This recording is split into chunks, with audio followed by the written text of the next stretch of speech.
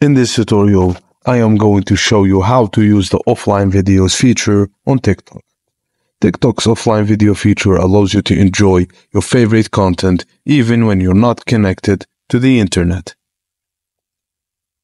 Open your TikTok profile and tap on the hamburger icon to access the menu.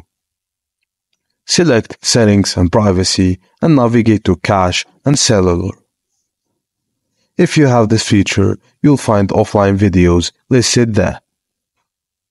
While online, open the Offline Videos section and choose from the bundles of 50, 100, 150, or 20 videos. Tap the Download button to save the specified number of videos from your For You page. When you're offline, launch the TikTok app and navigate to the Offline Videos section. And here, you'll find the videos you've downloaded, ready to watch without an internet connection. To download additional videos, go online and return to the offline video page. Toggle off the download over Wi-Fi only setting to use mobile data for downloads. Choose a larger bundle size and tap download icon to add more videos to your content. And that's it, guys. Thank you for watching, and please don't forget to like and subscribe for more.